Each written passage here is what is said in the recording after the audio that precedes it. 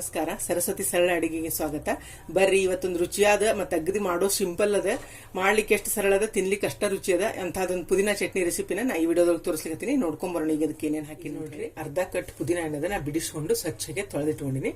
ಮತ್ತೆ ಇಲ್ಲೇನದ ನಾನು 5 ಹಸಿಮೆಣಸಿನ್ಕಾಯಿನ ತಗೊಂಡಿನಿ ಖಾರಕ್ಕೆ. ಈಗ ಮೊದ್ಲಿಗೆ ಈ ಹಸಿಮೆಣಸಿನ್ಕಾಯಿ ತುಂಬ ತಗೊಂಡಿನಿ. ಇದು ತೊಳೆದಿಟ್ಟಿನ ಹಸಿಮೆಣಸಿನ್ಕಾಯಿನ ಮೊದ್ಲಿಗೆ ತುಂಬ ತಗೊಂಡಿನ. ಇಲ್ಲೇನದ ತುಂಬ ತಕೊಂಡಿನಿ. ಗ್ಯಾಸ್ ಹೊತ್ತಿಸಿ ಬಾಳೆ ಇಟ್ಟಿನಿ. ಇದಕ್ಕೇನದ ಎಣ್ಣೆ ಹಾಕೋಣ.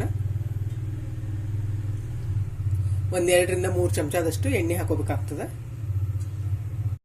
ಏನ್ ಮೆಣಸಿನ್ಕಾಯಿ ತೊಳೆದಿಟ್ಕೊಂಡಿದ್ನಲ್ಲ ಇವನ್ ಮುರಿದು ಇದಕ್ಕೆ ಹಾಕೊಳಕತ್ತೀನಿ ನಾನು. ಮೆಣಸಿನ್ಕಾಯಿನವ ತಾಳ್ಯಾವ. ಈಗ ಇದಕ್ಕೇನದ ಪುದೀನ ಹಾಕೋಣ. ಪುದೀನ ಹಾಕೊಳ್ತೀನಿ.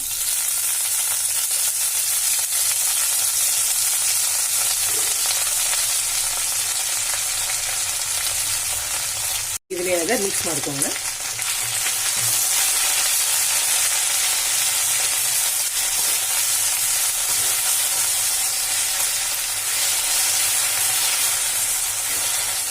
ಇಲ್ಲೇ ಕೈ ಆಡ್ಸ್ಕೊಂಡು ನಾನು ಸ್ವಲ್ಪ ನೀರಿನ ಅಂಶ ಹೋಗೋವರೆಗೂ ಇದನ್ನೇನದ ತಾಳ್ಸ್ಕೊಳ್ಳೋಣ ಎಣ್ಣೆಯೊಳಗ. ಇದು ನೋಡ್ರಿ ಪುದೀನ ನೋಡ್ಲಿಕ್ಕೆ ಎಷ್ಟಿತ್ತು ಅಂದ್ರೆ ಹಂಗ ಇದ್ದಾಗ ತಾಳ್ಸೋಕ್ಕಿಂತ ಮೊದಲ ಜಾಸ್ತಿ ಇರ್ತದ. ಅದಕ್ಕೆ ಖಾರ ಉಪ್ಪು ಏನದ ಇದನ್ನ ಪೂರ್ಣ ತಾಳ್ಸಿದ ಮೇಲೆ ಹಾಕೋಬೇಕಾಗ್ತದೆ. ಅಂದ್ರೆ ಹಸಿಮೆಣಸಿನ್ಕಾಯಿ ಇದು ನಿಮ್ಗೆ ಖಾರಕ್ಕೆ ಎಷ್ಟು ಬೇಕು, ಯಾಕಂದ್ರೆ ಬಹಳ ಕ್ವಾಂಟಿಟಿ ಕಡಿಮೆ ಆಗಿಬಿಡ್ತದೆ ತಾಳಿದ ಮೇಲೆ. ಅದಕ್ಕೆ ಉಪ್ಪು ಅದನ್ನ ನೋಡಿ ಹಾಕೋಬೇಕಾಗ್ತದೆ. ಇದು ಹಿಂಗೆ ತಾಳಿಸ್ಕೊಂಡ್ಮೇಲೆ ಹಾಕೋಬೇಕು. ಇದು ನೋಡ್ರಿ ನೀರಿನ ಅಂಶ ಎಲ್ಲ ಹೋಗ್ಯದ.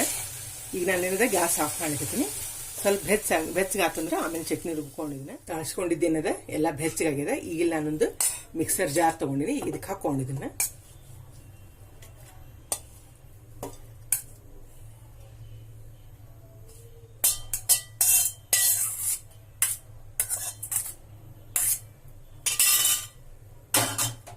ರುಚಿಗೆ ತಕ್ಕಷ್ಟು ಉಪ್ಪು ಹಾಕೊಳಕತ್ತೀನಿ. ಕಲ್ಲುಪ್ಪು ಹಾಕೊಂಡಿ ನಾನು. ಚಮಚದಷ್ಟು ಜೀರಿಗೆ ಹಾಕೋಣ. ಟೇಸ್ಟಿಗೆ 2 ಹಳಕಿನಷ್ಟು ಬೆಲ್ಲ ಹಾಕೊಳಕತ್ತೀನಿ.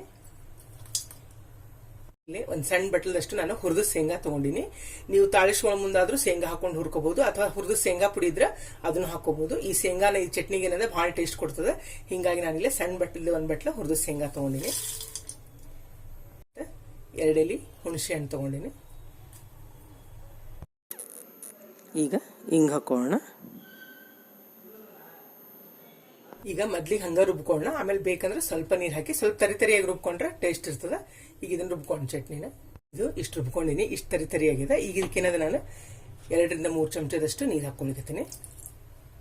ನೋಡ್ರಿ ಇಷ್ಟ ಹಾಕೊಂಡಿನಿ. ಈಗ ಇನ್ನೊಮ್ಮೆ ರುಬ್ಕೊಂಡ್ ಬರ್ತೀನಿ. ಚಟ್ನಿ ರೆಡಿ ಆಯ್ತು ನೋಡ್ರಿ. ಇಷ್ಟಿದ್ರೆ ಸಾಕಾಗ್ತದೆ ಇದು. ಈಗ ಇದನ್ನೇನದ 1 ಬಟ್ಲಕ್ಕ ತಕೊಳ್ಳೋಣ. ಇದಕ್ಕೊಂದು ಒಗ್ಗರಣೆ ಕೊಡೋಣ. ನೋಡಿದ್ರಲ್ಲ ರುಚಿಯಾದ ಒಂದು ಪುದೀನಾ ಚಟ್ನಿ ಮಾಡೋದು. ಮಾಡ್ಲಿಕ್ಕೆ ಎಷ್ಟು ಸರಳ ಅದ, ತಿನ್ಲಿಕ್ಕೆ ಅಷ್ಟ ಟೇಸ್ಟ್ ಇರ್ತದೆ. ಈ ಚಟ್ನಿ ಅನ್ನ ಊಟ ಮಾಡಿದ್ರೆ ಬಹಳ ಅಂದ್ರೆ ಬಹಳ ರುಚಿ ಇರ್ತದೆ. ನಿಮ್ಗೆ ಸಾರು ಹುಳಿ ಯಾವುದು ಬೇಡ. ಮತ್ತೆ ಚಪಾತಿ, ಭಕ್ರಿ, ದೋಸಾ, ಇಡ್ಲಿ ಎಲ್ಲಾದ್ರ ಜೊತೆ ಈ ಚಟ್ನಿ ನೀವು ಹಚ್ಕೋಬಹುದು. ಮಾಡ್ಲಿಕ್ಕೂ ಅಷ್ಟ ಸರಳ ಅದ, ತಿನ್ಲಿಕ್ಕೂ ಬಹಳ ರುಚಿ ಅದ. ನೀವು ತಪ್ಪದೆ ಟ್ರೈ ಮಾಡ್ರಿ. ಈ ವಿಡಿಯೋ ನಿಮಗೂ ಎಲ್ಲ ಇಷ್ಟ ಆಗಿದೆ ಅನ್ಕೊಂಡಿನಿ. ಮತ್ತೊಂದು ಸಾಂಪ್ರದಾಯಿಕ ಅಡಿಗೆ ಒಂದಿಗೆ ಭೇಟಿಯಾಗೋಣ. ಶ್ರೀರಾಮ ಸಮರ್ಥ.